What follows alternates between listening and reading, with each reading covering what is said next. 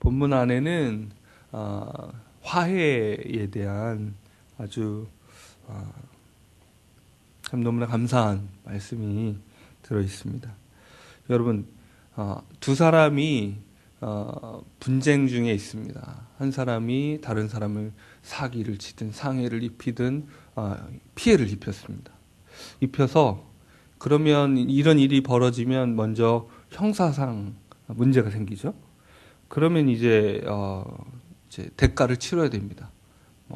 징역형을 살든 벌금형을 살든 벌금형을 하든 간에 감당하든 간에 형사법상의 어떤 대가를 이제 법적으로 치르게 되고, 이제 그걸로 그치겠습니까? 피해를 입혔으면 민사상으로도 소송이 들어가죠. 그러면 그 상대방이 요청하는 그 피해에 대한 보상, 나는 이 정도의 피해를 입었고, 또 위자료도 포함해서 나는 정신적으로도 이렇게 큰 고통을 입었다라는 것을 보통 이제 금전으로 계산해서 이제 대가를 치르게 됩니다. 대가를 치르면, 그러면 여러분, 일단 법적으로는 형사상, 민사상의 모든 대가를 다 치렀어요. 그럼 더 이상 책임을 물을 수는 없죠. 그죠? 책임을 물을 수는 없습니다. 그렇다면 모든 책임을 이제 다 졌기 때문에 피해자는 가해자랑 친해질까요? 막 가해자가 보고 싶을까요? 그렇지 않습니다. 모든 책임을 졌다는 것은 사실은 가장 최소한이지, 그 이전에 그와 동업자였든 친구였든 아무리 가까운 사이였어도 이미 그 상처와 그 고통을 입었던 것이 그 화해까지 이루어지는 게 아니에요. 본문에서 말씀하시는 예수 그리스도께서 우리 화해자가 되셔서 하나님께 담대히 나아간다고 말할 때 그 화해는 어떤 것입니까? 예수님이 죄에 대한 대가를 다 치르셨다라는 것에 그치는 게 아닙니다. 그가 우리를 하나님과 다시 친해지게 만드시는 겁니다. 기초를 이제 우리 파고 있잖아요. 그렇죠? 이제 멀끔히 내다 보시면 보이기도 하고, 또 교역자실에 그 공사장을 비추는 CCTV가 있거든요. 어느새 금세 땅을 훌쩍 팠더라고요. 이제 기초를 팝니다. 기초가 이제 잘 되면 그 위에 이제 건물을 올리게 되겠죠. 그렇다면 우리의 신앙생활의 기초는 어디 있고 어느 기초 위에 올려야 될까요? 하나님과 화해가 이루어지는 것, 그리고 그 위에 우리 인생이 지어져 가고 있는데, 오늘 본 말씀 첫 구절이 그러므로입니다. 여러분, 히브리서의 저자는 바울 같지는 않은 미상의 어떤 인물입니다. 하지만 마치 로마서의 12장에 그러므로 형제들아 뭐 이렇게 얘기하는 것처럼 그러므로가 중요한 의미들을 가질 때가 있어요. 19절에 그러므로 형제들아 라고 말할 때 이 그러므로는 이전 앞 구절들에 나온 예수 그리스도께서, 히브리서는 이제 유대인들을 대상으로 쓰여졌다고 얘기하거든요. 그 구약의 율법과 천사와 혹은 모세와 이 모든 옛것에 사로잡혀서 그것이 전부인 줄 알았던 사람들에게 예수 그리스도의 새로운 길과 새로운 언약이 얼마나 우리에게 생명을 주는지, 그것이 온전케 하는지, 이전 것들이 그림자고 이제 그리스도께서 가져온 것이 진정한 실체라는 것들을 보여주는 그 말씀들을 쭉 하고 있는데, 우리 조금만 앞에 있는 구절 한번 읽어볼까요? 12절 말씀입니다. 10장 12절 말씀, 11절 12절을 함께 읽겠습니다. 시작. 제사장마다 매일 서서 섬기며 자주 같은 제사를 드리되 이 제사는 언제나 죄를 없이 하지 못하거니와 오직 그리스도는 죄를 위하여 한 영원한 제사를 드리고 하나님 우편에 앉으사. 제사장은 죄를 지을 때마다 이제 그 양을 끌고 와서 죽이고 하는 그 일들을 반복합니다. 여러분, 그 죽음을 매번 보아야 하는 제사장이 그 죄를 끌고 온 양과 소의 머리 위에 손을 얹게 만들고 죄가 옮겨졌다고 얘기하고, 그리고 그 칼로 긋고 죽게 하고 하는 이 일이 여러분 정말 그 고단하고 정말 언제까지 일을 해야 되나 이런 느낌 들지 않으실 것 같아요? 그 양이, 소가 꿈뻑꿈뻑 쳐다보고 있을 거 아니에요. 가축을 키워보신 분들은 아시겠죠. 애완동물을 키워보신 분들은 아시겠죠. 그 위에 손을 얹고 이렇게 정말 이 언제까지요? 그런데 예수 그리스도께서 죄를 위해서 한 영원한 제사를 드리셨다라고 말할 때, 우리 보통 한글에서는 이렇게, 영어에서는 뭐 이렇게 해가지고 단수를 표시하는 말을 꼭 붙이지만 우리말은 보통 그걸 번역하지 않거든요. 근데 일부러 왜 한 영원한 제사라고 잘 번역해 줬을까요? 단 한 번뿐인 제사라는 겁니다. 단 한 번뿐인 제사인데 그 효력은 영원합니다. 예수 그리스도께서 2000년 전에 십자가에 죽으셨지만 그 십자가의 제사, 그 영원한 제사의 그 효력은 지금도 오늘도 반복되고 있습니다. 이런 그리스도의 영원한 그 제사 위에 하나님과 우리를 화목케 하신 그 스스로 화목제물이 되셔서, 여러분 화목제는 어떻게 드리냐면, 분쟁이 있을 때 화목제물을 드리고 나서 그 제물을 다른 제사는 제사장에게 이제 그 제물을 주거나 이런 식으로 하거든요. 화목제물을 어떻게 하냐면 하고 나서 나눠 먹습니다. 맛있게 고기를 나눠 먹어요. 이해되세요? 잔치를 벌이는 거예요. 하나님 앞에 화목제를 드리고 그 풍성한 제물을 함께 나누면서 기뻐하고, 이젠 우리의 관계가 회복됐어 라고 선언하는 건데, 그리스도의 부요하심과 그 풍요로우심이 그 자신이 화목제물이 되셔서 하나님을 흡족하게 하시고 우리를 또한 충분히 채우십니다. 그리스도의 그 채우심 앞에 충분하신 화목제물 되신 그분의 그 모든 일하심 속에 하나님과 우리 관계가 충분히 가까워질 만한 기초가 놓여졌습니다.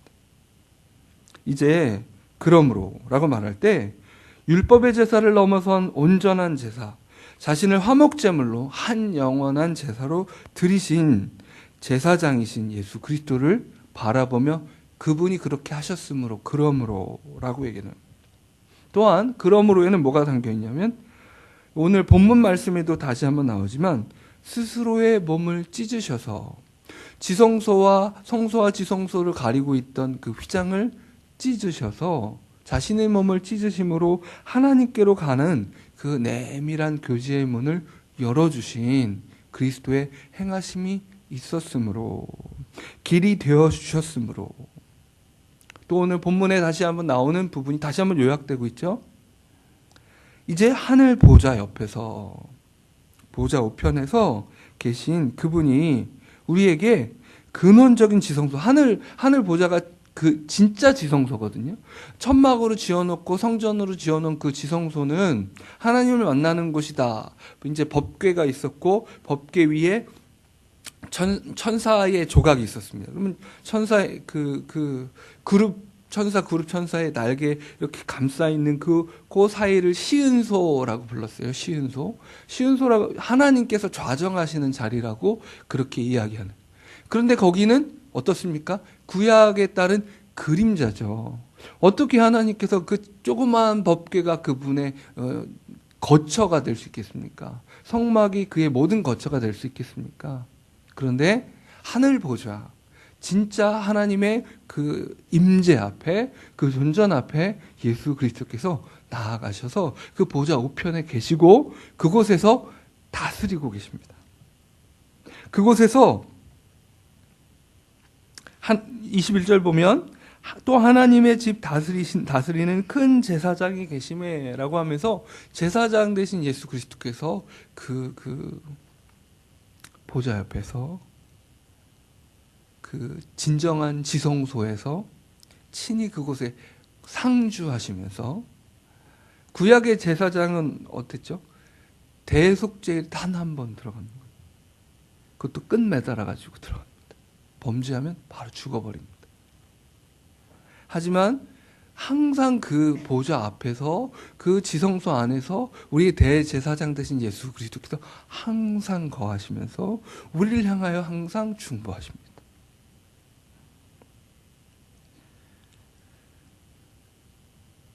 이제 우리에게 오늘 본문 말씀은요, 이 복잡하게 구성된 원문으로는 한 문장입니다. 한 문장인데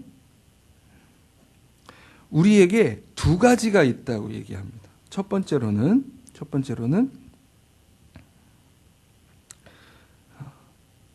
성소에 들어갈 담력을 얻었다라고 해서 우리에게 담대함이 있다라고 얘기합니다. 우리에겐 담대함이 있습니다. 성소로 들어갈 담대함이 있어요. 성소로 들어가는 건 두려운 일입니다. 정말 두려운 일이죠. 대제사장도 벌벌 떨면서 1년에 한 번 그 모든 이스라엘 백성들의, 하나님의 백성들의 모든 죄를 어깨에 짊어지고 가지고 하나님 앞에 나아갑니다.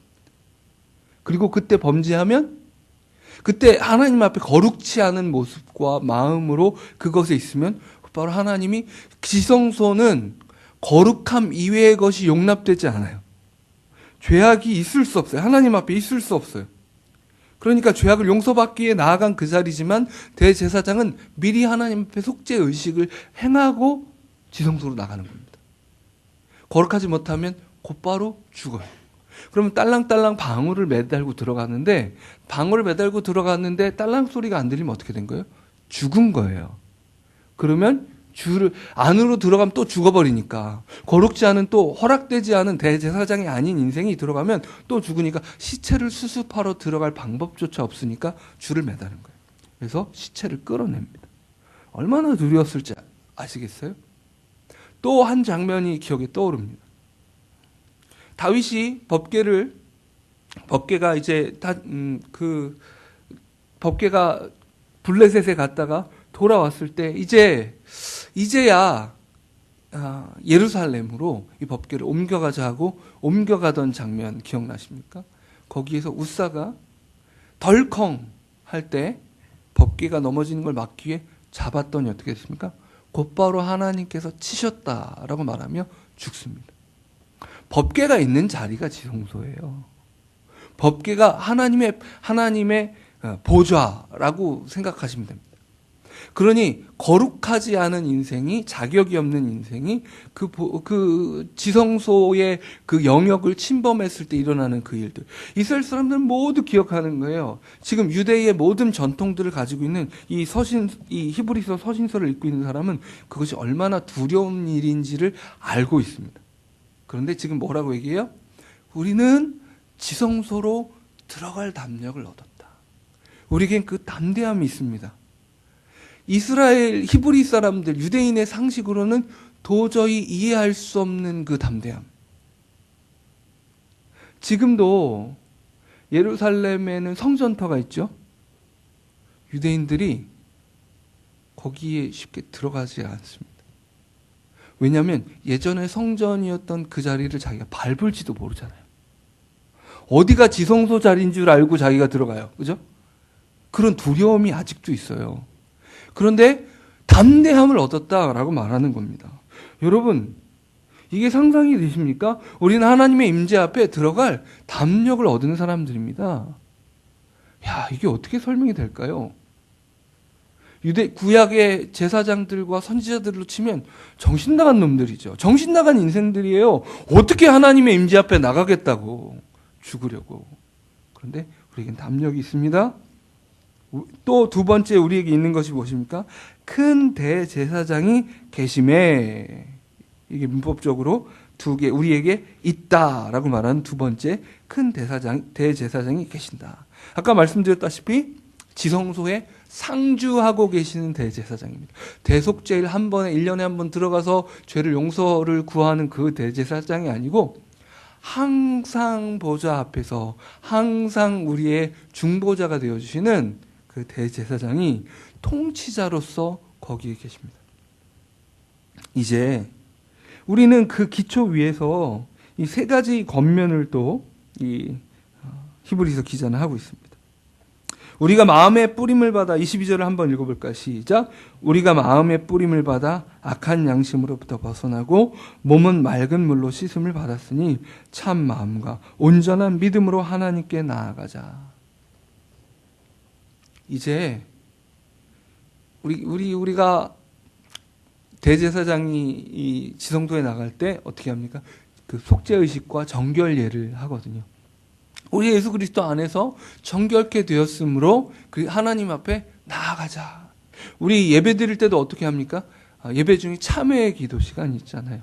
우리가 정결케 되지 않는 이상 하나님 앞에, 그 지성소 앞에 들어갈 수 없는 게, 하나님과의 깊은 교제 앞에 나갈 수 없는 거예요. 반드시 예수 그리스도의 이름을 의지하고 그 이름 앞에 우리가 정결케 되지 않고서는 우리의 길이 되시는, 내가 곧 길이요 진리요 생명이 나로 말미암지 않고는 아버지께로 나아갈 자가 없느니라 말씀하신 그 길 대신 그리스도를 통과하지 않고는, 그리스도의 십자가를 통과하지 않고는, 그리스도의 보혈을 지나지 않고는 하나님께로 나아갈 수 없기 때문에 우리가 그 깨끗해 함을 입는 그 과정들을 항상 경험하는 겁니다. 이제 그 정결케 되었으므로 어떻게 하라고요? 참 마음과 온전한 믿음으로 하나님께 나아가자 말하는 겁니다. 여러분, 우리는 하나님께 나아가야 합니다. 우리에게 담대함이 있습니다. 항상 언제 어디서나 지성소에 이미 거하셔서 보좌 우편에서 우리를 언제 어디서나 중보하시는 그리스도께서, 대제사장께서 힘이 계시기 때문에 항상 우리는 그 보좌 앞으로 나아가야 합니다. 다시 한번 이 새벽에 그저 종교적 형식을 하려고, 시간 때우려고 내가 오늘도 새벽 기도의 자리를 채워야지, 이 자리 채워지는 게 중요한 게 아니지 않습니까? 우리는 그 보좌 앞으로 주님과의 하나님 아버지와의 깊은 교제 가운데로 오늘 나아가야 합니다. 이제 이 세 가지 권면이 있는데, 첫 번째는 믿음이에요. 믿음으로 나아가자. 믿음으로 하나님 앞에 나아가라. 그분과 그 지성소에 그 주님 앞에 대면하는, 모세를 왜 특별한 선지자라고 말하냐면 하나님과 대면했기 때문이거든요. 다른 모든 선지자들은 환상을 통해서 꿈을 통해서 하나님의 메시지를 들었다면, 모세는 하나님을 대면했어요. 대면해서 그 음성을 들었기에 그가 다른 선지자들과 비교할 수 없거든요. 그런데 이제 우리는 어떻습니까? 모세가 어디예요? 모세는 절 숨겨주세요. 하나님의 영광을 내가 볼 수 없습니다. 주의 영광을 내게 보이소서 간구하고도 하나님의 영광스러운 임재가 지나가자 하나님께서 감추십니다. 대면하면, 정말 정면으로 마주치면 죽으니까 하나님의 뒷모습을 보았다라는 상징적 표현이 나옵니다. 그런데 우리는 하나님 앞에 나아갑니다. 우리가 기도할 때 하나님과 얼굴을 마주대하고 대화합니다. 이 새벽 주님과 대면하시기를 원합니다. 꼭 기도할 때 우리가 영적으로 상태가 안 좋거나 미성숙하거나 하나님에 대한 이해가 이렇게 안 좋을 때는 어떠냐면, 이렇게 마치 그런 느낌 있죠? 앞에 사람 두고 편지 읽는 느낌. 이해되세요? 이렇게 애들이 생일 축하한다고 오늘 어버이날이라고 와가지고 엄마 아빠 사랑해요 안아주면 되는데, 와가지고 학교에서 편지 써온 걸 읽어줘요. 엄마 아빠 사랑해요. 오늘도 뭐 이렇게 지금까지 저를 잘 키워주. 이게 말이 안 돼. 눈을 마주치고 얘기해야 되는데, 우리 기도는 주님과 눈을 마주치고 하는 대면한 대화입니다. 오늘 더 깊이 있는 대화하시길 바랍니다. 두 번째로 이번엔 소망에 대해서 얘기합니다. 약속하신 이는 미쁘시니 우리가 믿는 도리의 소망을 움직이지 말며 굳게 잡고, 어제도 주일 설교를 통해서 우리가 배웠죠. 말씀하신 것을 끝까지 따라가는 자에게는 그것이 무엇이라고요? 이미 약속이라고요. 그죠? 이제 믿음의 도리, 믿는 도리, 도리의 소망 얘기할 때 우리가 이게 사실 신앙 고백이거든요. 우리가 신앙 고백을 흔들지 말며 굳게 잡고 따라가라는 얘기인데, 그 신앙 고백이 무엇 위에 세워져 있습니까? 믿으신, 믿음직한, 정말 믿을 만한 분인 하나님께서 주신 약속 위에 세워진 믿음의 고백들이죠. 그 고백을 움직이지 말며 굳게 잡아라. 우리가 그 하나님의 말씀을 정말 굳게 잡고 신실하신 하나님을 바라보며 그 소망을 잃지 않으시기를 원합니다. 눈앞에 보이는 현실은 그렇지 않을지라도 항상 우리가 고민이 되는 게 뭐예요? 눈앞에 보이는 현실과 하나님께서 주신 약속 사이에 그 괴리가 있는 거예요. 주일 예배 때 감격을 누린 그 감격은 있는데 집으로 가보면 그 감격의 상황이 아니에요. 그것과 먼 죄악이 가득한 상황이 직장과 가정 가운데 있어요. 그럼 어떡하죠? 약속을 붙잡고 믿음의 도리를 붙잡고 그곳에서 여전히 소망을 가지고 있는 거죠. 여러분, 믿음의 소망을 가지고 그 눈앞에 펼쳐진 현실이 하나님의 약속과 여전히 거리가 멀어도 우리가 어떻게 됩니까? 기다려야죠. 아이들이 장난감 사주세요, 맛있는 거 먹고 싶어요 얘기하면 우리가 보통 여기 어떻게 얘기합니까? 기다려라. 기다려라. 그러면 정말 신실한 믿을 만한 부모라면 어떻습니까? 기다리는 과정이 몇 시간이 됐든 몇 분이 됐든 며칠이 됐든 몇 달이 됐든 간에 그것을 기다리는 것이 기쁨이 돼요. 그리고 좀 힘들어도 참아져요. 얼마 전에 막내가 요즘 유행하는 장난감을 사달라고 얘기를 했어요. 아, 그래. 먼저 열심히 공감을 해줬습니다. 할 말 없을 땐 공감을 해줘야 됩니다. 그렇구나. 갖고 싶구나. 이렇게 얘기를 하고 아내랑 이걸 갖고 상의를 해줘야 되겠다. 무조건 사달라는 거 사주면 이 버릇 나빠지는데. 근데 아내가 저랑 상의도 안 하고 이제 답을 줬어요. 다음 생일 때 사줄게. 다음 생일이 내년입니다. 근데 얘는 어때요? 아빠한테 자랑을 합니다. 엄마가요, 내년 생일 때 장난감 이거 사주시기로 약속해 주셨어요. 이렇게 얘기해요. 왜요? 부모를 연약한 부모지만 미쁘다고 믿음직하다고 생각하고 눈앞에 장난감이 없는데 앞으로 주어질 약속 때문에 기분 좋게 기다리는 거예요. 물론 우리 현실은 장난감 기다리는 정도에 만만하진 않죠. 하지만 그 고통 속에서 우리는 기다립니다. 그저 기다립니까? 사실은 십자가를 지며 기다립니다. 눈앞에 가정의 그 현실이 아닐 때 하늘의 뜻이 이루어지기까지 어떻게 됩니까? 십자가를 지며 고통스럽게 기다립니다. 여러분, 십자가는, 고난은 신비예요.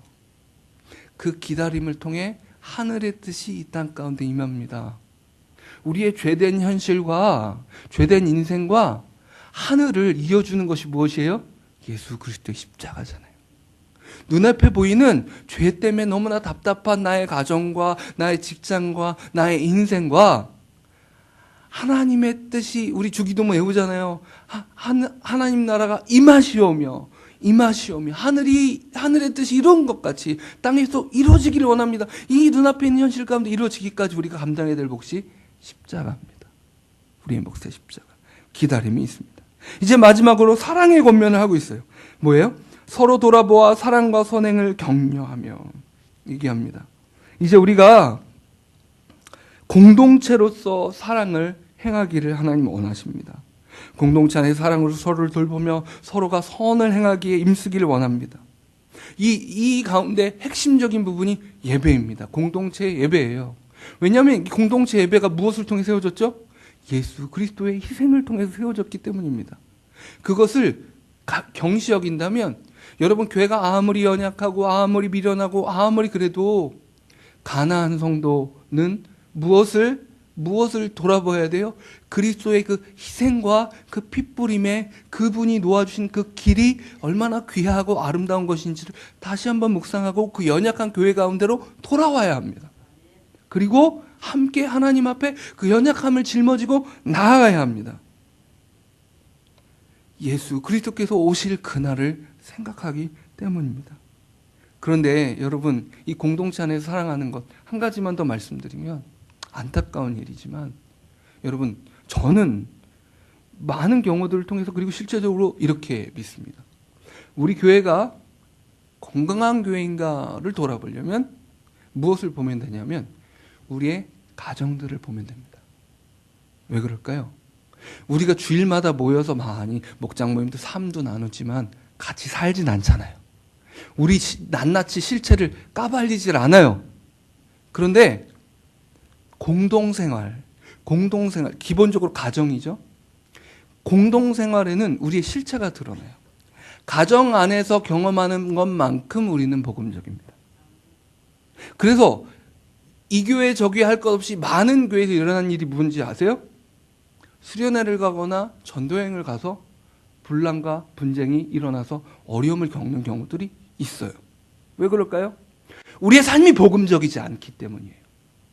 복음 안에 충분히 변화되지 않았기 때문에 공동생활이 한시적으로 일주일, 열흘, 한 달, 뭐 혹은 며칠이라도 될 때 너무나 고통스러운 거예요. 자기 부인이 안 돼요. 그럼 여러분 그걸 피해야 될까요? 아니죠. 적극적으로 해야 됩니다. 좀 서로 집에 가서 자야 돼요. 좀 손님을 좀 재워야 돼요. 그러면서 내 삶을 오픈하고 함께 예배해야 돼요. 함께 하나님 앞에 나가는 일이 필요합니다. 안 그러면 드러나지 않아요. 우리의 삶이 복음적이지 않다는 것을 드러내지 않아요. 사춘기 자녀가 생기면 드러내주기는 합니다. 애들이 우리의 삶이 복음적이지 않는 걸 왜 그래요? 이렇게 얘기해 줍니다. 감사하죠. 하지만 우리 어떻게 얘기합니까? 힘으로 누르고 거부하고 복음적이 되기를 거부합니다. 반항한다고 얘기하고. 근데 우리 다시 한번 오늘의 권면들을 묵상하시면서 예수 그리스도의 피를 의지하여 담대히 믿음으로 지성소로 나아가고 그리고 믿음의 도리를 고난 가운데서도 굳게 붙잡고 우리가 공동체 안에서 우리의 실체를 낱낱이 드러내면서 그리스도 안에 서로를 권면하고 성화되며 새롭게 되는 일들이 있기를 소원합니다. 기도하겠습니다. 하나님 아버지, 우리의 인생을 무엇 위에 지으셨는지 오늘 다시 확인케 하셔서 감사합니다. 예수 그리스도께서 우리를 하나님과 화해케 하신 그 은혜, 주님 찬양하오니 오늘도 이 은혜를 누리게 하여 주시옵소서. 이 반석 위에 우리가 세워지기를, 이 기초 위에 세워지기를 원합니다. 하나님, 또한 우리가 고난 가운데서도 소망을 잃지 않고 기다리는 하나님, 이 고백을 붙잡고 기다리는 은혜를 주시며 또한 공동체 안에서 서로를 포기하지 않고 사랑과 선행을 서로 권면하며 서로를 지켜내며 그리고 함께 하나님 앞에 나아가는 예배의 공동체들, 예배의 가정들 될 수 있도록 도와주시옵소서. 예수 그리스도의 이름으로 기도드립니다. 아멘. 주님 가르쳐 주신 기도하시겠습니다. 하늘에 계신 우리 아버지여,